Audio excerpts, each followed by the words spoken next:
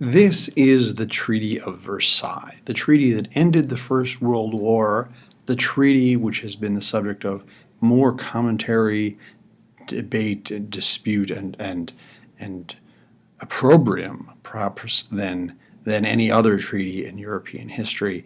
A treaty which is known famously as the treaty that defined the 20th century. I'm not going to disagree with the significance of Versailles. I agree, and I think almost all observers would agree that the Treaty of Versailles was a critical moment and a transformative moment in European history. But I think there is a surprising amount of controversy over what the effect of Versailles was and why it had that effect. And what I'm going to try and argue here is that the Treaty of Versailles, in its most popular interpretation, is misguided and not supported by the evidence. Whereas most history books argue that the Treaty of Versailles is what leads to the Second World War. I'm going to try and suggest that that's not the case, at least not the way it's usually understood.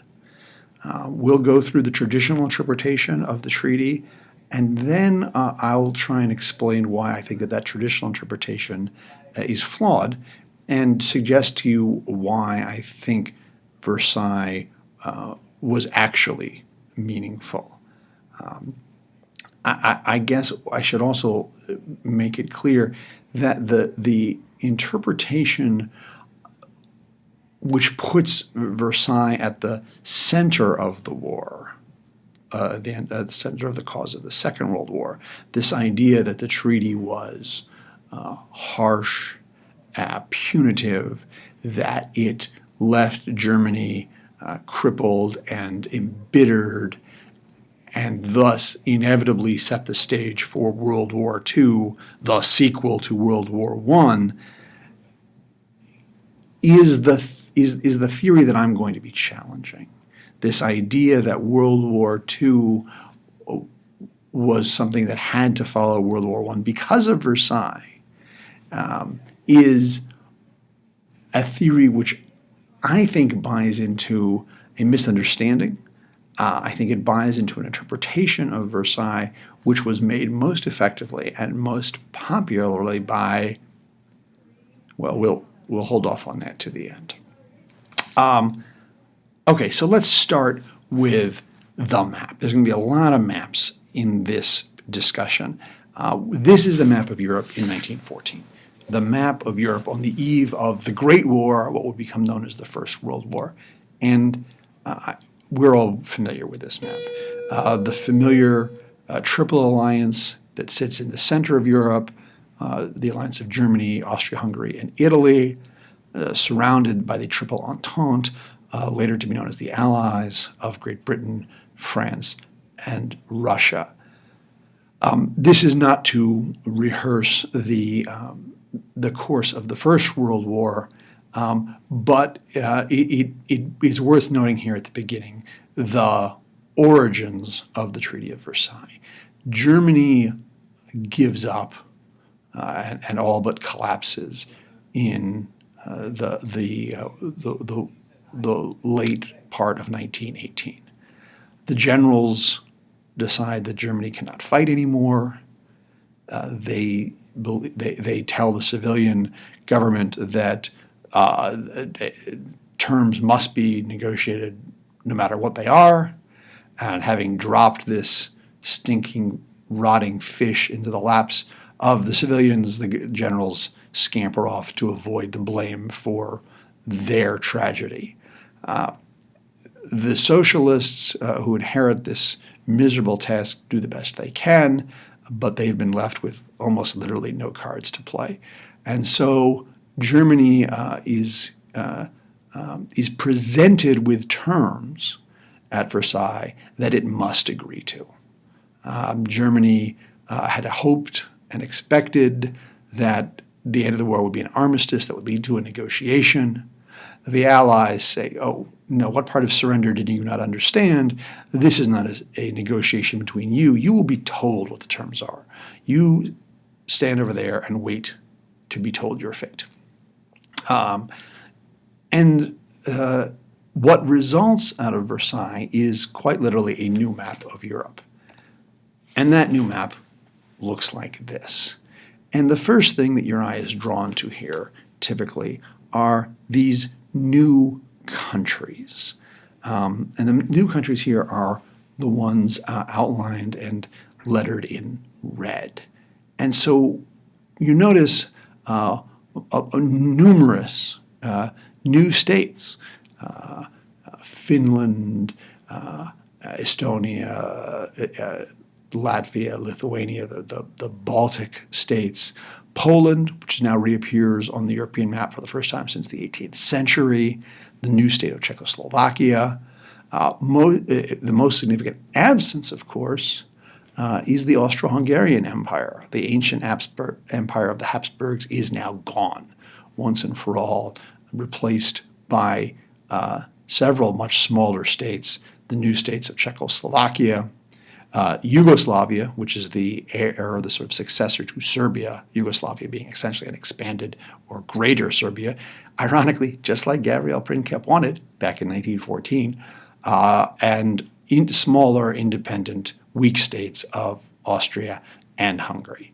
The other great absence from this, of course, is Russia. Russia is no longer on the map. It's replaced instead by the Soviet Union.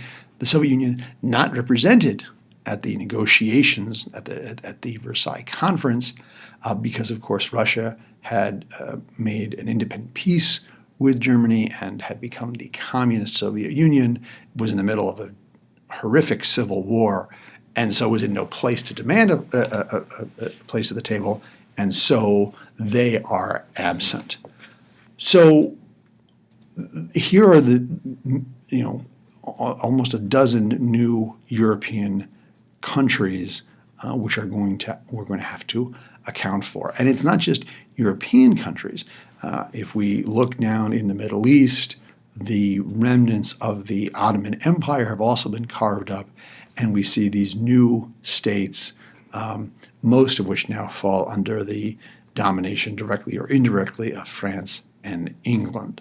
So the traditional balance of power has been completely shattered. One of the great traditional powers of Europe is completely gone. Another one is gravely weakened.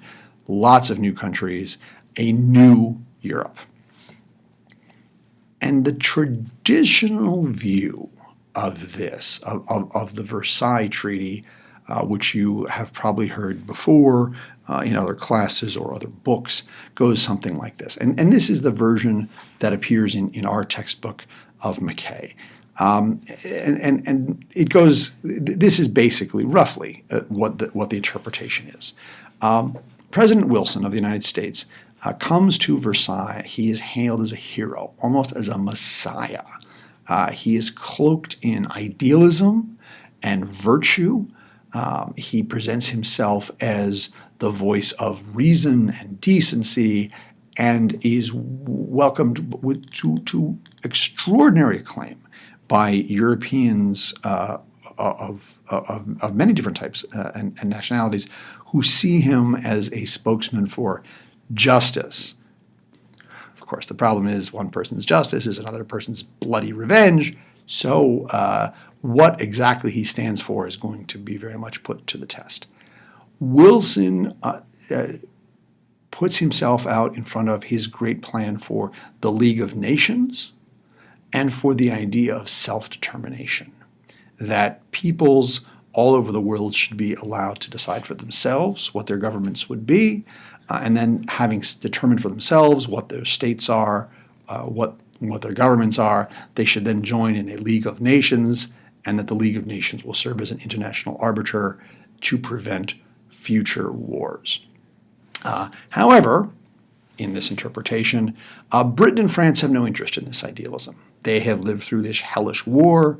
They have no patience for Wilson and his 14 points, a series of liberal ideals regarding self-determination and freedom of speech and that sort of thing.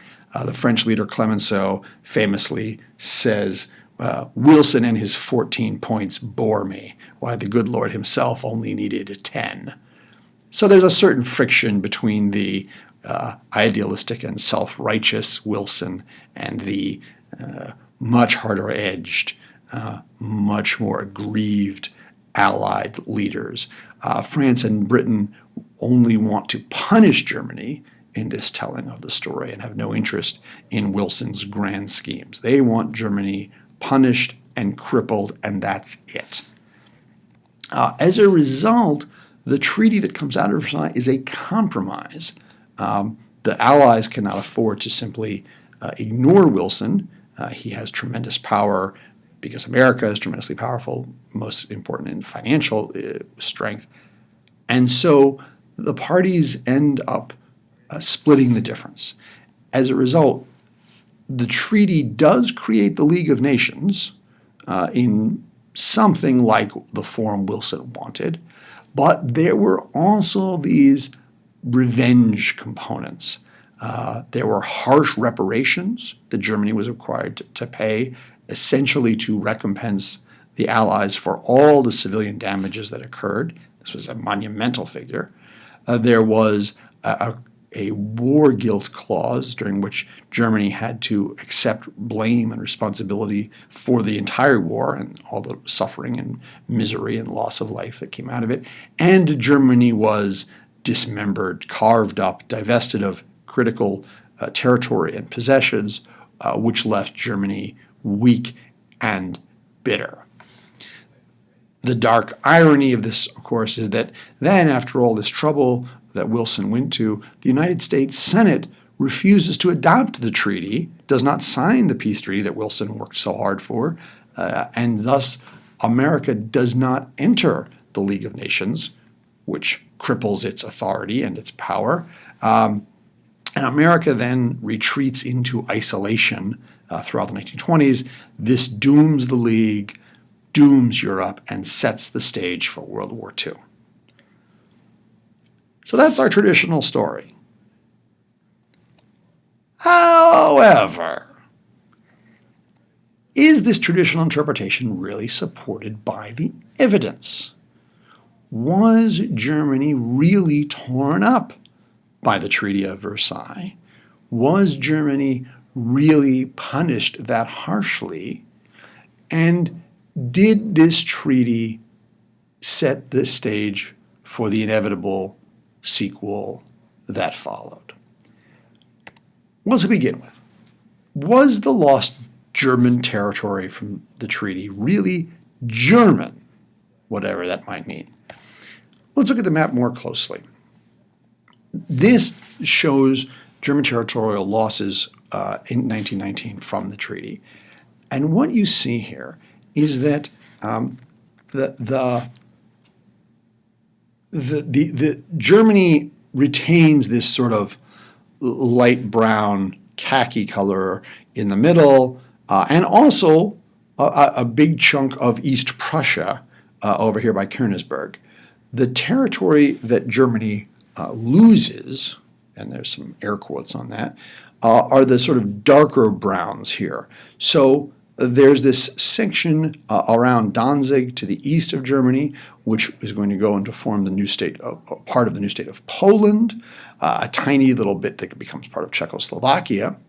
There are these sort of gray bits here on the west, which go to France. Those, of course, are the famous black provinces of Alsace-Lorraine, which Germany had taken from France in the Franco-Prussian War. And then there's this other brown bit to the west, which is known as the Ruhr, which is a heart of German mining and industry. This territory is not taken from Germany, it's just demilitarized. Germany is not allowed to have any troops of any kind in this region. So what has Germany really lost here? Yes, Alsace and Lorraine on the western French border have been taken, But again, those are populated by people who would, the significant majority would have identified themselves as French and who would have spoken French and who welcomed the French armies when they rolled in briefly in 1914 and then later in 1918. This was a territory that most people at the time would have thought of as French, including the people who lived there. And so was it really some sort of debilitating blow to have that territory taken from Germany? Remember, back in 1871, Bismarck had said, don't even bother to take it. We don't need it. We can't defend it. We don't want it. He wasn't listened to. But when that territory was taken in 1919, is it really such a terrible blow? Moving a little bit to the west, is this demilitarized zone in the Ruhr something that's been really terribly lost? Well, it's lost in the sense that Germany can't fortify it, but they still get the benefit of its economic power. They still get the mines. They still get the production. So it's not that this territory is gone. It's just not armed. Moving to the east, this territory on the German-Polish border, this sort of Eastern Prussia part, is that a great loss? Well, it's substantial, of course, and there is value in it. But many, if not most, of the people who lived there would have spoken Polish, would have identified themselves as Polish, and seemed to be content to join the new state of Poland. When the Second World War rolls around in 1939, the people in this area, for the most part, are clearly on the side of the Polish state, not the invading German state. So to say that Germany lost this territory, had something taken from it, it is at the very least an open discussion, an argument over who had the right to say they had lost it. And this is land that had been Polish up until the partitions of Poland, at the end of the 18th century. At what point did that partition of Poland become not Polish but German? Many of the people say it never did. It was still Polish in 1919. And of course, there were people there who were German, who spoke German, who thought of themselves as German, and would have said, no, we want to be German.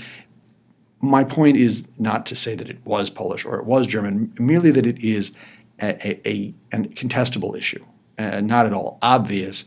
And to suggest that this was German and part of the ancestral German homelands is to define the terms of your argument such that you win. And I don't think it's a fair argument. One other little bit, this little piece up in the north by Denmark, this was the chunk that Bismarck had taken in the Schleswig War as part of his great masterpiece of German unification back in the 1860s. Again, we can argue about whether it's Danish or whether it's German. It's not a lot of territory, and it's not of tremendous significance. And so I think what you see in my point is that the idea that Germany had been deprived of lots of German territory is an argument. It's a position. It's not something which the evidence itself makes self-evident. Okay, so if it isn't if it isn't that Germany was dismembered, if it wasn't that Germany had lost something that was really German, isn't it true that Germany was worse off, that Germany was disadvantaged as a result of the Treaty of Versailles? I would suggest no. Look at the map again. Look at what the Treaty of Versailles creates in Europe. Notice all of these new countries surrounding Germany. What do they have in common? They're all smaller. What's missing? The two great states that had been Germany's neighbors, rivals, allies, enemies down through the years. The Austro-Hungarian Empire is gone. The Russian Empire is gone. That is far more significant for Germany's condition and well-being than the small bits of arguably German territory that are taken away. Let me show you what I mean. Relative to its neighbors, that is to say, relative to the states that surround it, Germany is actually better off than it was at the beginning of the war. To pick up the obvious one, the Austrian Empire is gone. The Austrian Empire doesn't exist anymore. The domain of the Habsburgs is a historical footnote at this point.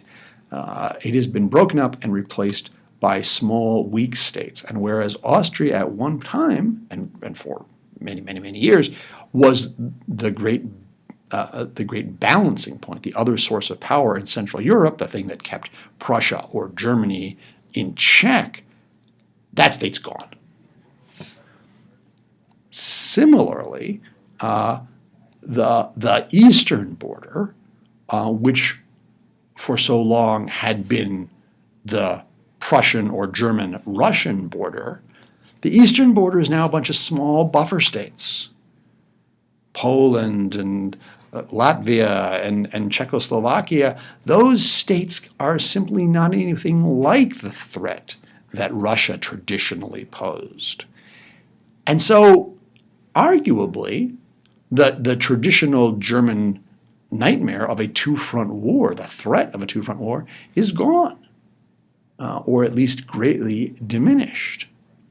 What we're talking about then is that Germany is now the only Central European great power.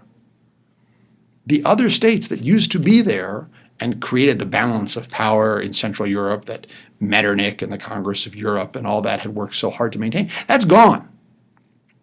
Germany is it. They are unchecked in the middle of Europe, and that is going to become painfully obvious when Germany resumes expansionist policies under the Nazis in the 30s. There's just nobody there who can stop them. By contrast, England and France really don't benefit much from their victory. Yes, they get to take a victory lap. Yes, they're going to be the reparations, and we'll talk about those. Yes, they take some German colonies and overseas possessions, but the fact was Germany didn't have a whole lot of really great possessions in the first place, which was part of why Kaiser Wilhelm was so upset and demanded his place in the sun. So what do England and France really get as a result of the victory? What's better for England and France? Their position hasn't changed.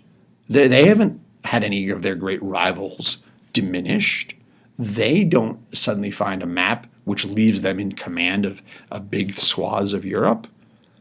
England and France don't really get much out of this. And that's part of why their populations are going to be so disillusioned with the war and become so bitter and so reluctant to go back to war again. This is going to be part of what leads to appeasement in the 1930s, because they really don't get much for their win. And Germany, by bitter contrast, may have ended up more improved than any other state in continental Europe. The United States and Japan do the best out of the war. But if you're talking about the European states, maybe Germany, in the long run, wins. Okay, well, fine. So maybe you would concede that the territory that Germany lost wasn't really that big a deal and wasn't really German, and maybe you would agree that the new map does give Germany some benefits. But surely the problem is reparations. That Germany was famously forced to pay huge reparations as part of the treaty, and those reparations were crippling, destroyed the German economy, led to runaway inflation, and really doomed Germany. Germany had no chance to succeed because of these bitter fines and penalties that the Allies forced upon Germany. Isn't there something to that? Well, Maybe, but not the way most people usually think. To begin with, what are the reparations? The reparations are money that primarily France and England demand from the defeated Germans. And they demand this money because England and France are hugely in debt at the end of the First World War. And they're in debt to the United States. The United States made extraordinary profits extending war loans to England, particularly to France. Also, those two countries essentially emptied their treasuries. There was a great transfer of wealth from Europe to the United States during this period. And then when they had sucked out all of the wealth and gold from France and England, the United States began loaning money to the Allies. And so there's a tremendous debt running from the Allies to the United States. The Allies are looking for some way to pay that debt back. Their wealth is gone. They can't just write a check for it. And the American bankers are saying, time to pay up. The Allies are looking at Germany as a source for that debt finance. Now, the Allies make it pretty clear at the beginning of the peace conference that they're willing to give up reparations. They don't have to have reparations. We'll give up the reparations if the United States will forgive the war debts of England and France to the United States. The United States says, oh, no, those are completely different subjects. You shouldn't be imposing reparations because that's the good, far-seeing, decent Christian thing to do, but we're still going to get paid. So you're going to pay us.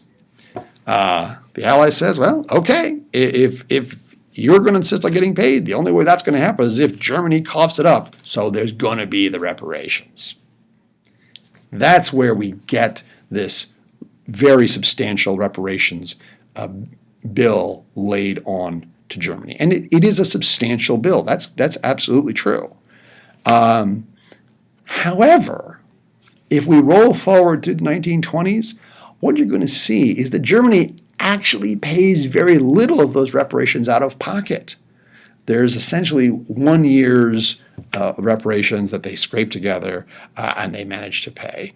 And then there's a tremendous strife, controversy. The French actually marched their army into the Ruhr to occupy that territory and essentially try and just take the product of German industry, take the mines, take the coal, take the industry. It's a fascinating story. The Germans essentially respond with a massive national sit-down strike. They refuse to work if the benefits are going to the French. The German government supports the strikers by printing crazy amounts of paper currency. And this is what leads to those famous pictures that you've probably seen of Germans pushing around wheelbarrows full of Reichsmarks because the German inflation had gotten so ridiculously out of control. But notice the Germans aren't actually paying reparations yet. And having made that one sort of installment and then having gone into the edge of complete economic collapse, Germany is then sort of bailed out. The United States steps in. The United States puts in place what's called the Dawes Plan. And this is a very complicated financial, almost shell game, where the United States extends new credit to Germany. Germany borrows money from the United States. Germany then uses that money to pay France the reparations that are due, and then France uses the money it's been paid to go and pay the United States the war debts it incurred back during the course of the war. If this seems completely circular to you and not actually solving anything, you're right, but it did move the situation forward. It did stop the immediate crisis, and it did generate commissions for bankers and agents, and that's often where you look to see the real winners in financial renegotiations. The point here is that Germany actually has comparatively little wealth taken out of it as a result of these reparations. They're not really that expensive when you look at what Germany truly pays.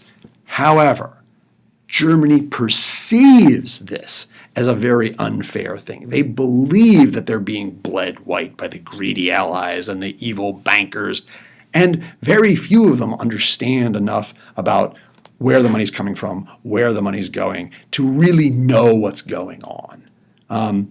So they think they're being screwed over. They think that the bad economy is the fault of the evil allies and the evil reparations. And I think it's fair to say it's actually not. But the perception is going to matter a very great deal. Okay, fine, you say. Maybe this complicated economic thing about the reparations, maybe that wasn't actually that big a deal. What about war guilt? Lots of books say that the war guilt clause was some extraordinary thing. This rubbing Germany's nose in it, this triumphalist, punishing thing where Germany was forced to accept the horrific price, the blood responsibility for all the death, for all the suffering, and that this was an insult and a crippling psychological blow, which left Germany bound and determined for revenge. Here's the thing. The war guilt clause wasn't unique. War guilt clauses had become actually kind of fashionable. And in fact, Germany had imposed pretty much the exact same conditions upon France after the Franco-Prussian War, which, considering that Bismarck had pulled all the strings to make it happen and tricked Napoleon into starting the war, was a little bit rich. So war guilt was not a new thing. But the Germans weren't told that. Or if they were told on occasion, they didn't believe it. That the Germans thought and were told that this war guilt was a especially heinous thing that was imposed on just them, and that their suffering and that their injustice was unique. It's their perception of the treaty as unfair that may really be the driver here. So let's conclude by talking about the perception of injustice. Let's say that I persuaded you. Let's say you agree that Germany wasn't deprived of substantial German, whatever that means, lands. Let's agree that Germany's situation, geopolitical condition, has been improved as a result of the treaty. Let's agree that reparations weren't nearly as bad as people thought they were, and let's even agree that the war guilt clause was not a big deal. Be that all as it may, the German people perceived the treaty as unjust. And is that the real problem? Is the problem with Versailles its perception rather than its reality? The German people felt aggrieved. They had suffered extraordinary privation and massive loss of death, millions of dead Germans, as a result of the horrors, the unmitigated horrors of this war. And they felt that now that suffering had then been exacerbated by a cruel and unjust treaty. The reality of that almost wasn't the point. If the Germans felt that they were being unjustly abused and taken advantage of, perhaps that is where we look for the source of German aggression in the Second World War. And if that's so, who is responsible for that perception? Who is it who most makes the argument that the Treaty of Versailles was cruel, was unfair, was unjust? Well, the answer to that question, of course, is Adolf Hitler. And what I would like to suggest to you in closing is that when we accept the traditional interpretation of the Treaty of Versailles, the interpretation that harsh punishments, unfair reparations, territorial dismemberment, war guilt, that all of this led to Germany's bitterness, Germany's anger, and ultimately Germany's revenge, that what you're really doing when you make that argument is you are making the same argument that Adolf Hitler made in Mein Kampf. And anytime you're making an argument which was advanced by Hitler, you need to take a really close look at your assumptions. Thanks very much.